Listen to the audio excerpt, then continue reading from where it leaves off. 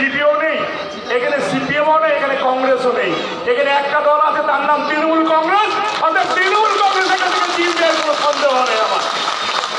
আমি জানি এখানে কোনো দল নেই, তাই নুসরতজাহানের জেতার সম্বন্ধে আমার কোনো ধারণা নেই যে এখানে কি হবে কি হবে না, ওসব আমার কোনো ধারণা নেই।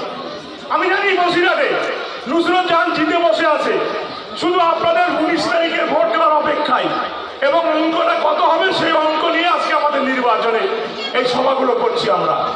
একটু পরে আমরা খড়িবাড়িতে যাব, সেখানেও কোনো বিরোধী দল নেই, সেখানেও কোনো বিরোধী দল নেই।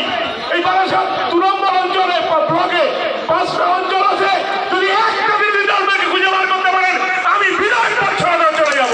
কোনো বিধায়ক কোনো বিরোধী দল নেই এখানে, থাকবে না। এবং ভোটের দিন একটাই সিম্বলে ভোট হবে, সেটা জোড়াফুল। আপনার ঠিক বলছি না ভুল বলছি?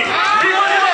হ্যাঁ, আমি জানি যে আপনাদের সঙ্গে, আমি 2009 সাল থেকে আপনাদের সঙ্গে ছিলাম, আছি এবং থাকবো।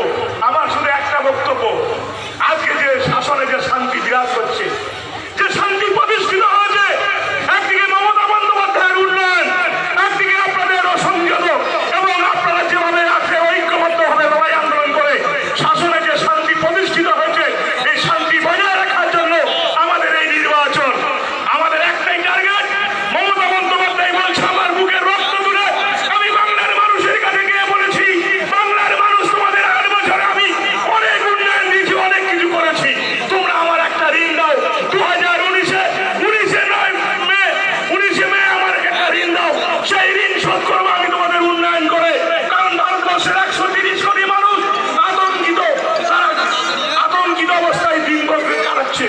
আপনার সরকার করবো, মমতা ব্যানার্জির নেতৃত্বে ভারতবর্ষ একটা বাঙালি প্রধানমন্ত্রী হবে, এবং সেই প্রধানমন্ত্রীর নাম মমতা ব্যানার্জি। আপনারা শুনে রাখুন। তাই এই নির্বাচন আমাদের কাছে চ্যালেঞ্জ, 2 হাত তুলে ভোট দিয়ে নুসরতজাহানকে জিতিয়ে আমাদের পাঠাতে হবে, তাকে এমপি করে। এই আশা আশঙ্কা রেখে আমি আমার সংক্ষিপ্ত বক্তব্য শেষ করলাম। জয় হিন্দ।